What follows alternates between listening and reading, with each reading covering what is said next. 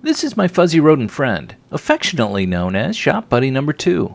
He loves his kennel and spends much of his time in there, but to be honest, it's not that nice of a kennel. It's not a bad one, it could just look better. So I designed one up in Fusion 360 that I believe will take this to the next level. I'll make it a bit taller so that I can incorporate a drawer into it, and there will be a latched gate on the front, and the whole thing will double as an end table to make it a useful piece of furniture. If I can pull this off, it'll be quite an awesome kennel, and if the dog doesn't like it, I can always use it on some unruly children. The first order of business was to dig through some of my rough sawn lumber and to pick out some boards that had some good character. As you might have already guessed, I'll be making this out of black walnut. I measure off the sections where I need to cross-cut the boards and reference the design drawings to make sure I have enough material for all the pieces. Then I can bring out my miter station to make all the cuts. Lifting up the side wings gives me all the support I need to handle the long boards, and after several cuts, I have all the boards roughed out. But they were pretty warped and twisted, so that meant before I could plane them flat that I had to make a sled for each one of them and shim them so that they didn't tip back and forth.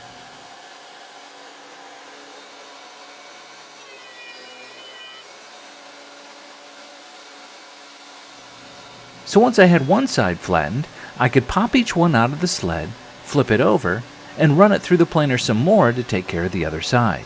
And before you knew it, I had all the boards perfectly flat and down to the thickness that I needed.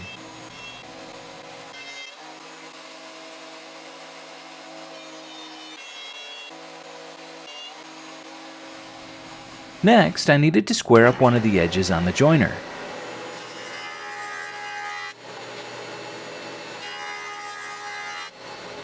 Then, referencing that square edge, I could start to cut down the pieces to the desired widths.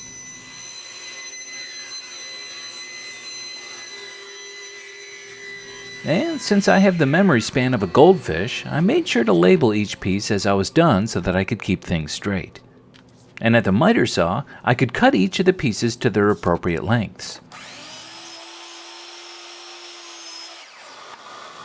And when I had to cut multiple pieces, I just taped them all together and cut them all at once. And that seemed to work out quite well. Then I shuffled around the pieces for the top until I found the look that I was going for. And by adding some calling boards onto the sides of the panel during glue up, I could ensure that everything stayed perfectly flat and true while it glued up in the clamps. And once it dried, I could use my circular saw to trim one of the ends flush and square. And then using that new edge, I could cut the top to its finished length over on the table saw. Now for the bottom, I'll have molding covering all the edges, and the dog bed will be covering the rest of it, so I decided just to make it out of stolen plywood. Legally appropriated plywood that I definitely didn't get from my neighbor's house. At this point, I had all the pieces cut to size and ready for joinery. And for that, I decided to use half laps because they're easy to cut on the table saw, and when you glue them up, they tend to pull themselves into square. And by using a magnetic stop, I could lock it into position so that I could easily make repeatable cuts. Basically, I'm cutting half the way through each piece, and then I'm overlapping them so that they fit together, hence the half lap. Once I had them all cut, I could piece them together and get an idea of how it's going to look once it's all glued up. But before I glue them up, I need to make some holes for the spindles. Now, it would have been smart for me to buy round spindles so that I could easily drill holes for them to go in, but as you may have figured out by now, intelligence is not what I'm known for. Instead, I opted to get square spindles, but luckily this hollow chisel mortiser will do the trick. Basically, it's a 4-way chisel with a drill bit on the inside. The drill bit removes the majority of the material, and the chisels clean up the sides, leaving a perfectly square hole. Which proves that my kindergarten teacher was wrong when she said I'd never be able to put that square peg in the round hole. Now each hole needed just a bit of cleanup on the inside, so I took care of that with a chisel, and then I was ready to start cutting down the spindles. And for those, I purchased a box of steel balusters meant for stairway railings. I measured out just how much I'd need, and then I cut them down to size using my angle grinder.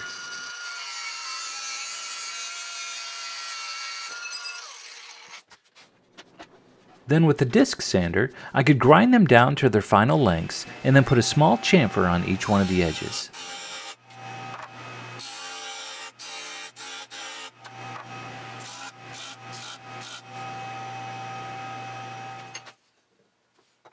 I tapped them each into place, and then I fit the top pieces on the other ends. And then at this point, I was ready to glue up the frames.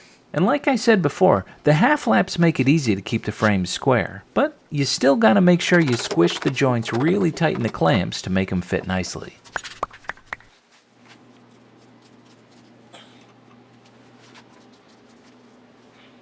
And once dry, I could sand everything perfectly flush.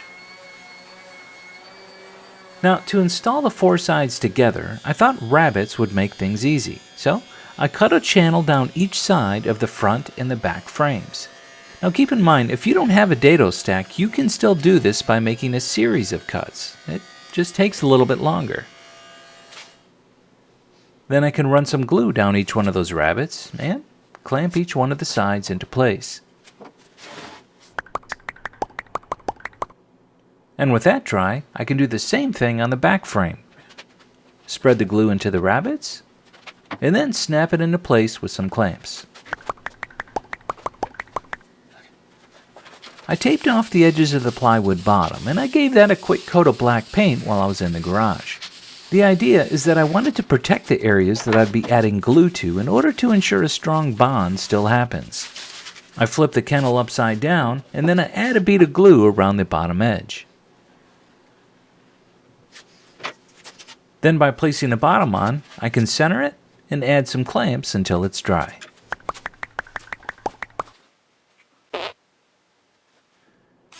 And to beef it up just a bit more, I pre-drilled, countersunk, and added in some 2-inch screws for additional support. Now for the drawer on the top of the kennel, I chose to use some scrap pieces of poplar that I had laying around, and I ripped them down to width on the table saw, and then to length over at the miter saw. And I kept things really simple with the construction of this part, just using butt joints and a little glue and some brads to hold it in place until I got the bottom on. And for that, I glued up a panel made of several strips of hardwood, and then I cut it down to size. Some of you might think I should have inset the bottom into a rabbit or a dado, but I didn't want to sacrifice any depth within the drawer since it was already pretty shallow. Plus, if I did it that way, you wouldn't get to see me do this. And because I invested my life savings into flathead screw stock, it only makes good business sense for me to use them in my work until their popularity returns once the world realizes that all other screw types are inferior. Oh boy, can't wait for the comments on that one. Then the second half of the slides can be installed on some spacers and glued into place. And then the drawer can be slid in. And to put the face on, I kept a poker face and I dealt a poker hand to the face and poked holes into the face, and then the face was on. Oh boy. Next, I clamped the door into position and I traced the locations for the hinges. Then with the router, I was able to remove the bulk of the material in each one of these spots.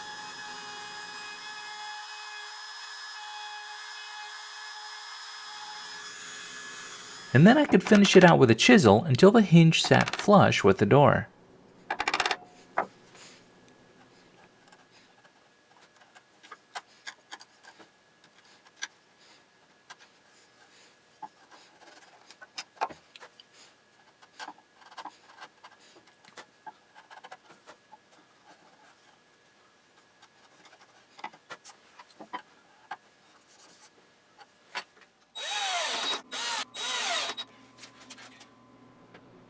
Once the door was mounted, I added a tiny block to the inside corner as a doorstop.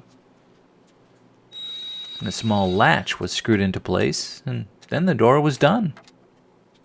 To attach the top, I chose to use table clips.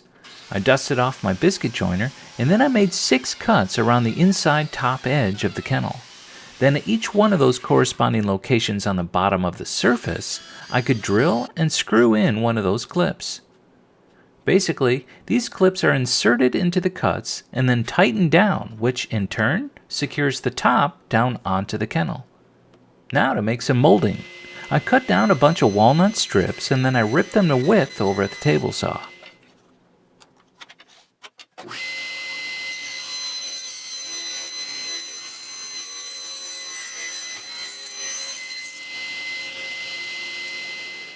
Then at the router table, I used a Roman ogee bit to cut the shape into each one.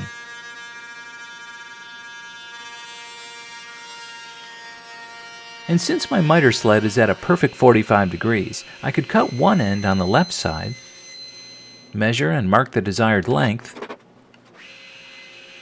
and cut the other end using the right side and end up with perfect miters once I work around the entire piece.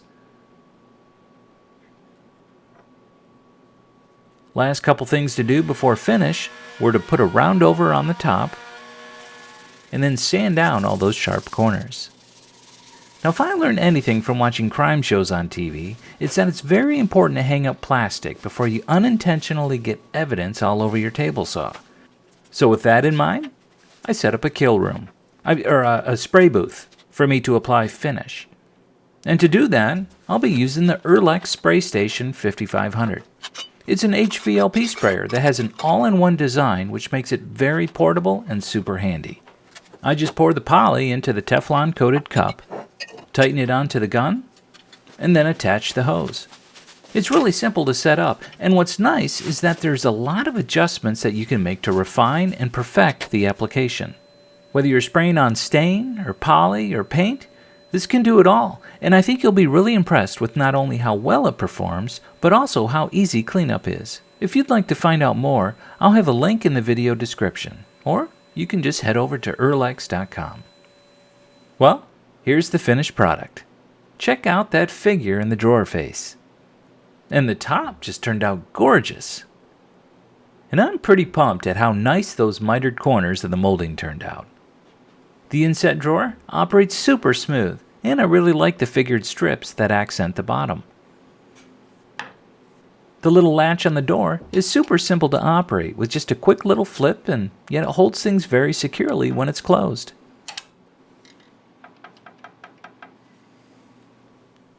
All in all, I love the new kennel, and I think the rodent does too.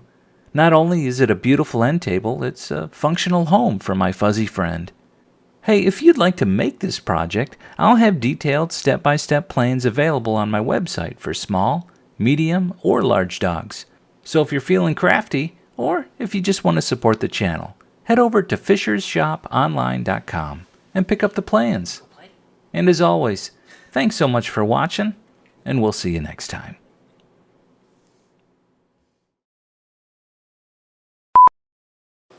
Stop looking at me. Don't look at me. Don't look at the camera. Just put your head down. Go to sleep like you always do. You do this all day long, every day. All you gotta do is just be yourself. You're looking at me again. Alright, why don't you actually press record this time, moron.